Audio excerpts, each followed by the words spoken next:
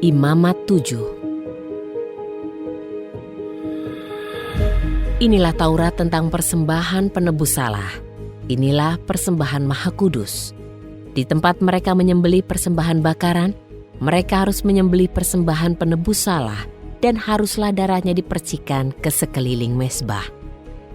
Dan ia harus mempersembahkan seluruh lemaknya, lemak ekor dan lemak yang menutupi isi perut, kedua ginjal dan lemak yang ada pada kedua pinggangnya, dan umbai hati di atas kedua ginjal itu, haruslah ia mengambilnya. Imam harus membakar semuanya itu di atas mezbah, suatu persembahan api-apian bagi Yahwe. Itulah persembahan penebus salah. Setiap laki-laki dari antara para imam harus memakannya di ruang kudus. Itulah bagian yang maha kudus. Sebagaimana persembahan penghapus dosa, demikianlah persembahan penebus salah. Satu Taurat berlaku untuk keduanya. Persembahan itu haruslah menjadi milik imam yang mengadakan penebusan. Imam yang mempersembahkan persembahan bakaran seseorang, maka kulit persembahan bakaran itu haruslah menjadi miliknya. Setiap persembahan sajian yang dibakar di atas tungku dan semua yang diolah di dalam periuk dan di atas wajan, haruslah semua itu menjadi milik imam yang mempersembahkannya. Setiap persembahan sajian yang dicampur dengan minyak atau yang kering, haruslah menjadi milik semua anak Harun. Masing-masing mendapat bagian yang sama. Inilah Taurat mengenai kurban persembahan pendamaian yang harus dipersembahkan seseorang kepada Yahwe. Apabila ia mempersembahkannya bersama kurban syukur, maka selain itu ia juga harus mempersembahkan roti bundar tidak beragi yang diolah dengan minyak, dan roti tipis tidak beragi yang diolesi dengan minyak, dan roti bundar yang diolah dengan minyak itu haruslah dari tepung terbaik yang teraduk rata.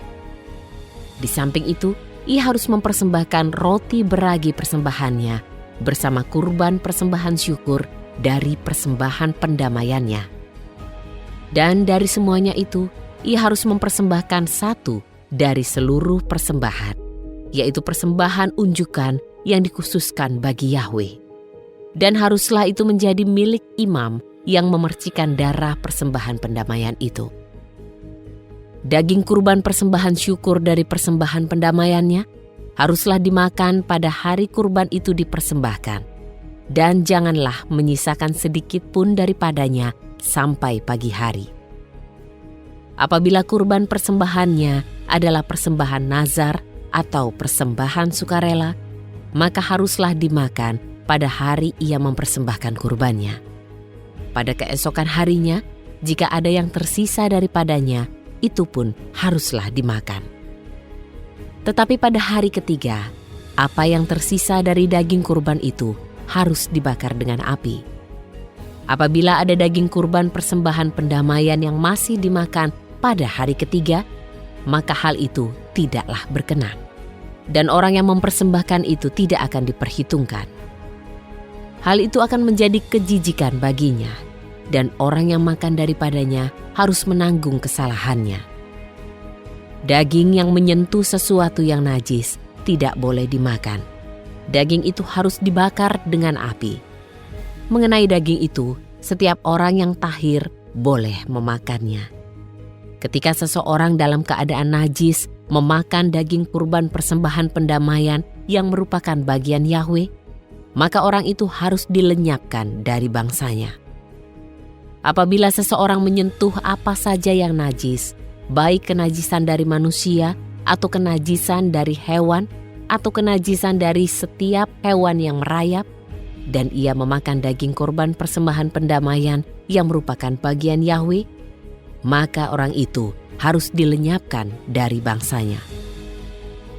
Berfirmanlah Yahwe kepada Musa, "Berbicaralah kepada Bani Israel dengan mengatakan, kamu tidak boleh makan setiap lemak lembu atau domba atau kambing. Dan lemak bangkai dan lemak hewan yang tercabik-cabik boleh digunakan untuk keperluan apa saja.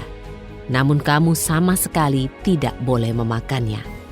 Sebab setiap orang yang memakan lemak dari hewan yang dipersembahkannya, sebagai persembahan api-apian bagi Yahweh, maka orang yang memakan itu harus dibinasakan dari antara bangsanya.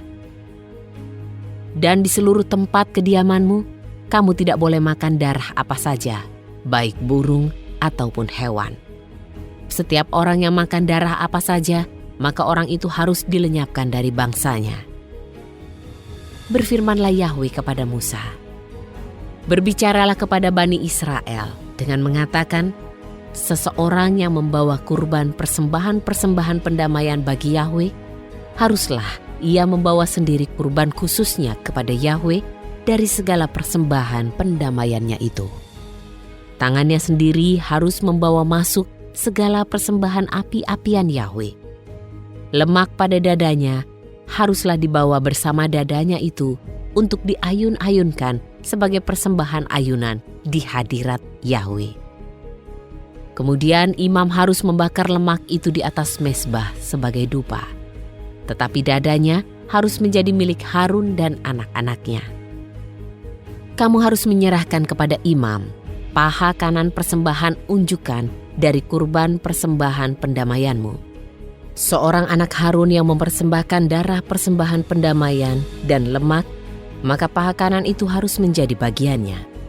Sebab dari kurban persembahan pendamaian Bani Israel, aku telah mengambil dada persembahan ayunan dan paha persembahan unjukan mereka. Dan aku telah memberikannya kepada Imam Harun serta anak-anaknya. Inilah suatu ketetapan yang berlaku untuk selamanya bagi Bani Israel. Inilah pengurapan Harun dan pengurapan anak-anaknya dari segala persembahan api-apian Yahweh pada hari ia mempersembahkan hal-hal itu ketika ia bertindak sebagai imam bagi Yahweh yang telah Yahweh perintahkan untuk memberikan kepada mereka pada hari mereka diurapi dengan hal-hal itu. Inilah suatu ketetapan untuk selamanya bagi Bani Israel turun-temurun.